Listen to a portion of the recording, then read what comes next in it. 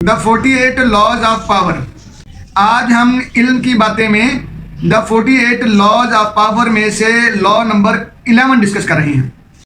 Writer कहता है कि learn to keep people dependent upon you, यानी लोगों को अपनी ज़ात के ऊपर इन्हिसार करवाना सीखिए। अगर आप ताकतवर बनना चाहते हैं तो आपको लॉ नंबर 11 की ये बातें लाजमी सीखना होंगी।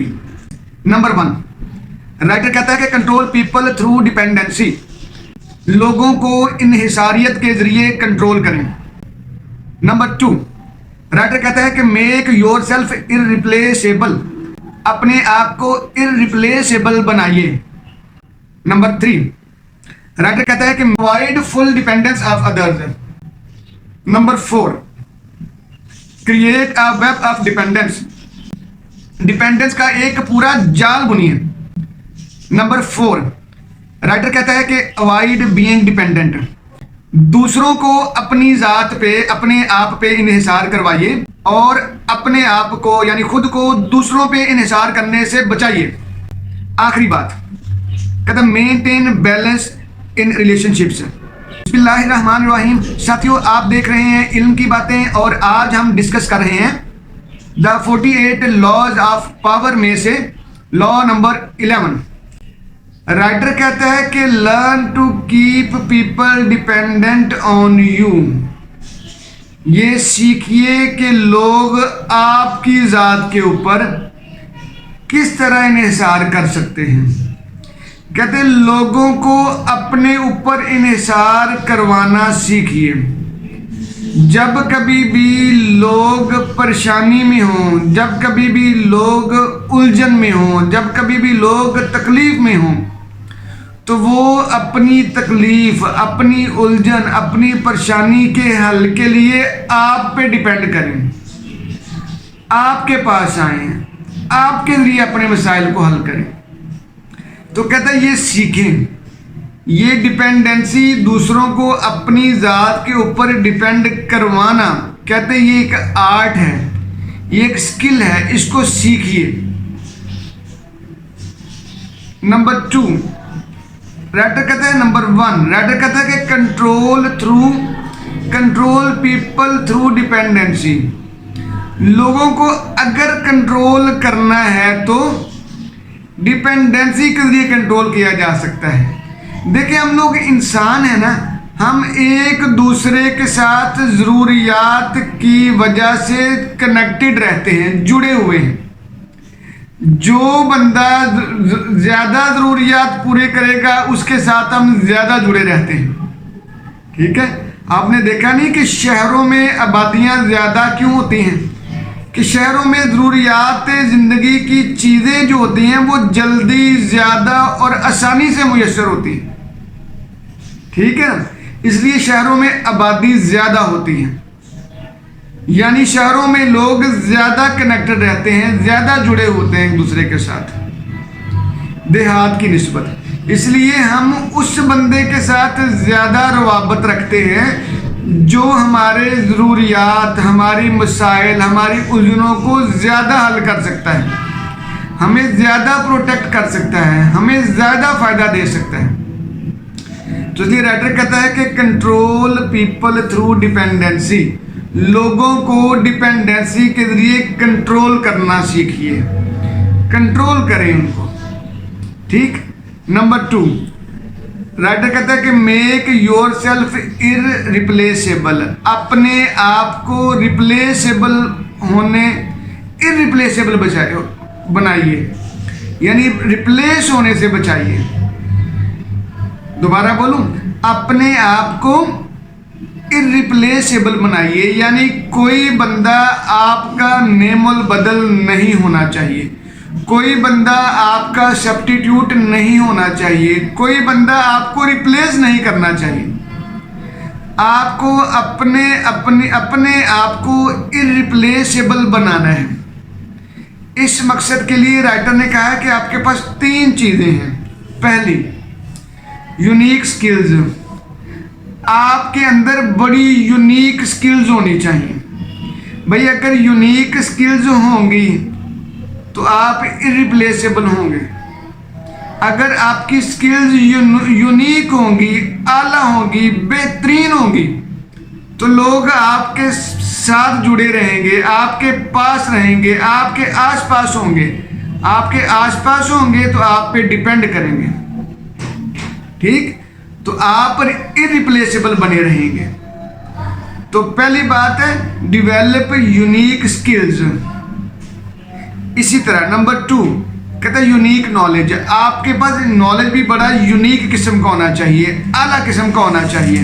यूनिक नॉलेज, आपके पास अभी नॉलेज यूनिक होना चाहिए। और नंबर 3 यूनिक रिसोर्सेज, ऐसे वसाइल होने चाहिए जो बड़े यूनिक हो। जब आपके पास यूनिकनेस की भरमार होगी तो लोग आपके पास जुड़े रहेंगे। जब आप यूनिक होंगे तो लोग आपके साथ, आपके ऊपर डिपेंड करेंगे, आपके साथ जुड़े रहेंगे, आपके साथ कनेक्टेड रहेंगे। तो इसलिए राइटर ने दूसरी बात कही कि मेक योर सेल्फ इरिप्लेसेबल, अपने आप को इरिप्लेसेबल बनाइए। नंबर 3 राइटर कहता है कि तीसरी बात यह है कि avoid full dependence of others, दूसरों को, हाँ ये बड़ी कमाल बात है, कहते हैं दूसरों को अपना तमाम का तमाम हुनर मत दे दें, कुछ स्किल्स अपने पास भी रखें। डोंट टीच पीपल एवरीथिंग, लोगों को हर चीज ही ना बता दें कि वो अपनी ज़ात पे, अपने आप पे ही फिर डिपेंड करना शुरू हो जाए। इसलिए ज़रूरी यह है कि अगर लोगों को अपने कंट्रोल में रखना है तो फिर उनको सिलेक्टिव चीज़ें बताएं, फिर उनको सिलेक्टिव टीचिंग दें, फिर उनको सिलेक्टिवली एक्टिव बनाएं, ठीक?